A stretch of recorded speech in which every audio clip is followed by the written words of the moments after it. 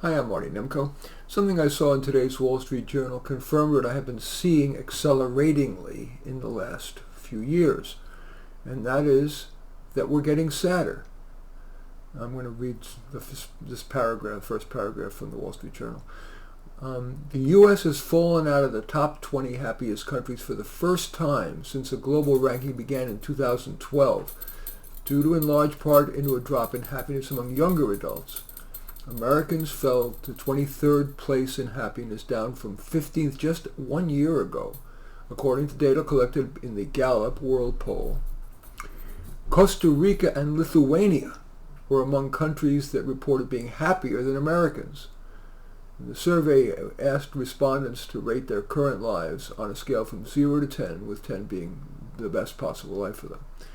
Okay, so I did some thinking in preparation for this podcast, YouTube video, whatever, as to what the reasons are.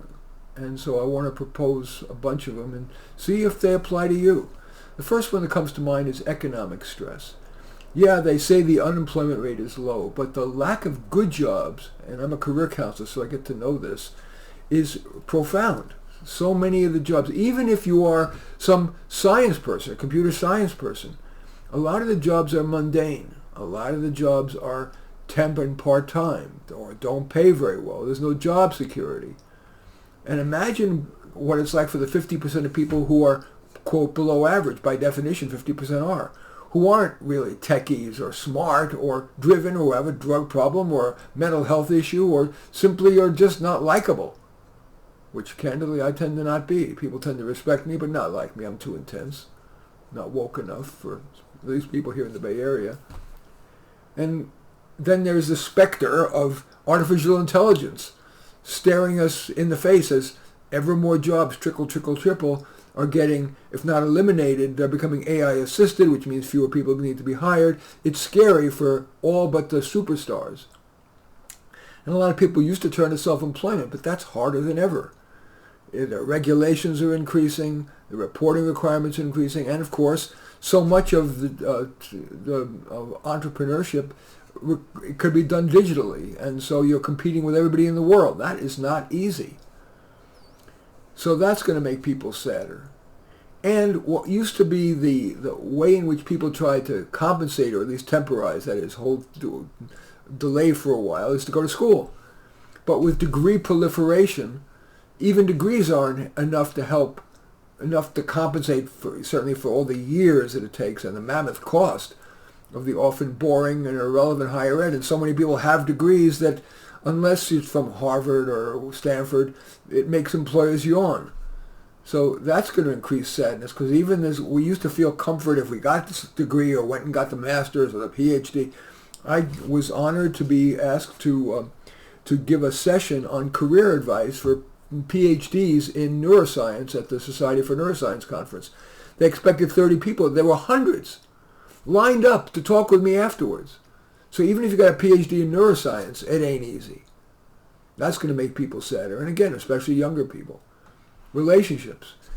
Many, many men have told me, who are single or now divorced, that many women who when they were younger you would be more nurturing, now there is a prioritization of being badass and what I'm calling double standard demands. These women demand these guys be amazing, but the women can be as manipulative or big spenders or cruel, or even if subtly cruel, and they're not called to account as much as men are. And so in relationships there's ever more stress. I mean, there's long-standing been a 50% divorce rate, and a lot of other couples schlep along, but I'm sensing people are ever more stressed in relationships, so that's another factor leading people to be sadder. Parenthood. It has always been difficult, but now, it used to be, when I was a kid, my parents gave me a lot of freedom. I would go out and play by myself. I would even take the subway or my bicycle on long trips by myself. Now, if you're, leave the kid in the car for 2 minutes or without the car seat in, somebody's going to walk by and call the police, or a neighbor at least going to look at you funny. So even parenthood, seemingly harder than ever. Also, I see the parents who are struggling with their kids to get them in the car seat. It's an exhausting experience just to go out on an errand. And then, of course, we hear all this about how jobs are going to be ever harder to get and ever more people are going to college and getting degrees. So parents who are responsible are pushing their kids ever more to excel in order to hopefully get a good job. That can't be fun to push parents, and of course not fun for young adults. How many parents are guilt-tripping their kids who want to hang out a little bit after college or during college or not strive to get a 4.0 or major in something fun like music or writing rather than, a business or a hard science? The stress is greater. So another factor which can help explain why America has gone downhill. Healthcare access. In our attempt to provide health care for all, I think you know as well as I, it is getting ever harder to get an appointment with a doctor. Usually not even a doctor, now it's a physician assistant or a nurse practitioner. That's stressful, especially if you're not well or you're scared you might not be well. That's, perhaps though for me emotionally, the biggest source of my increasing sadness is society devaluing excellence. If somebody's an individual striver or competitive or aggressive, it's seen as unseemly. They're saying everybody should be all in, we're collective, together, unionization is growing. But striving for excellence is key to feeling good. And if it's all we, not me, the collective, all in, together, I'm not sure it's true. But maybe it's the Bay Area, the bellwether for lots of what's going to happen in the country. I'm seeing a lot of what I'm calling Soviet-style sadness. As I walk down the streets, everybody's got kind of this flat face. They're wearing these dull clothes, what I call Soviet gray. Everybody is sad or angry. There is this, it feels like everybody's on a hair trigger. You have to be really careful about what you say about politics, especially about race or gender, immigration, affirmative action, reparations, all that. And so everybody's kind of slightly tense if they're tense by nature. And certainly politically, I think no matter what your politics, you've got to be sad that the two people who are going to be running for president are both people that deep down everyone knows are not the best people in the United States to be president. Donald Trump or Biden. Trump is just this loose cannon who says things off the cuff that are dangerous. And even though he's taken out of context a lot by the media, he's still far from the best person who should be running. Even if you like some of his policies, more meritocracy, he should not be the president of the United States. And nor should Joe Biden, who is being controlled by the hard left. As a moderate, I deeply believe that all wisdom does not reside in socialism, in massive redistribution, massively taxing the middle class and the wealthy. And so that's another source of sadness. We can't count on it. Who can we count on? We used to be able to count on journalists when I was growing up to Walter Cronkite. Now they're all activist journalists. They're trained to be activist journalists in their journalism school. So they're not telling you a fair-minded exploration of the full range of responsibly held ideas. They're trying to use their agitprop to try to get you to be a leftist. That reduces your trust, increases your sadness. We used to be able to trust the schools and politicians, but now because the bias is so out front, you can't trust them. We always never could trust ads; they're all manipulative. But now the people we used to trust, the schools, the colleges, the media, they all have an agenda. They're not here to present you fair-mindedly the data so you can make your choices. They're designed to manipulate you. And that's a manifestation of what I'm seeing more broadly among general people. People are nice. They act nice. They'll open the door for you. They'll say, "How are you?" They'll smile. But behind the surface, I've had 6,000 career and personal coaching clients. So many of them, when it's expedient and they're not noticed, they're going to pounce. They're going to do what's there for number one. They may indeed say, "Oh, we're in favor of the collective socialism. We need to be more liberal." But in the end, so many of them will, when it's expedient, take care of number one. How many rich people do you know that have opened their homes to 15 illegal immigrants to live there?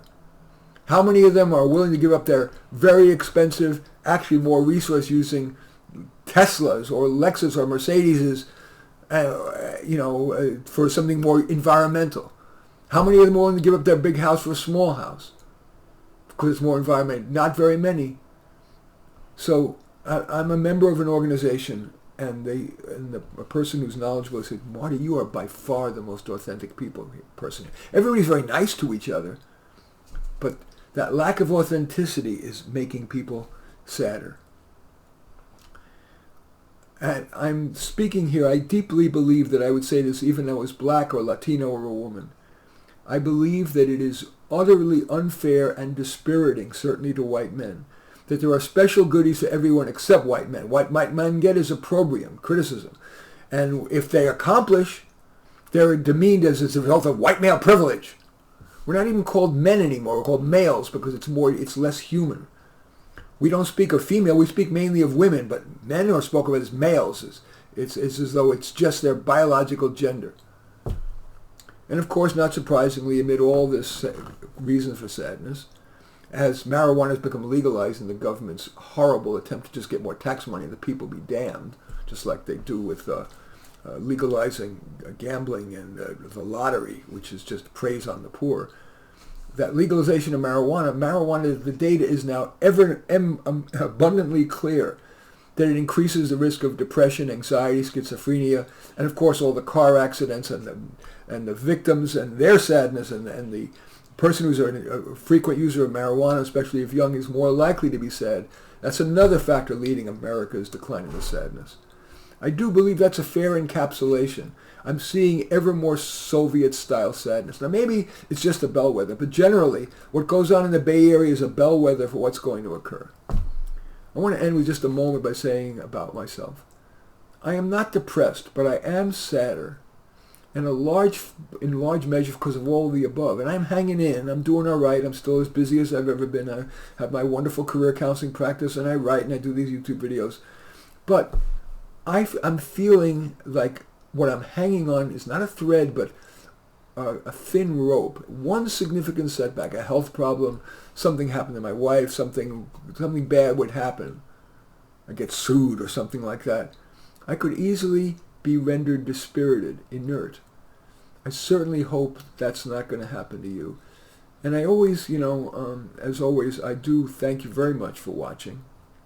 And I welcome your thumbs up on this YouTube video, or this will be a podcast, my How to Do Live podcast. I'll accept your thumbs down. I love your comments, good and bad, as long as they're authentic and thoughtful. I would certainly particularly like it if you would share this on your social media so that my efforts can have broader impact. And I am flattered if you choose to subscribe to my YouTube channel or my podcast, and to check out any of my books. I've written 32 books. Probably the most relevant to this is either my book How to Do Life or my book Affirmative Actions or my book Secrets. They're all 32 are on Amazon. Just go there, search on my name, Marty Nemko, and you will find more than you can stomach. In any event, I like to end all my podcasts with this quote from Frank A. Clark, which I believe is more relevant today than ever. We find comfort among those who agree with us, growth among those who don't.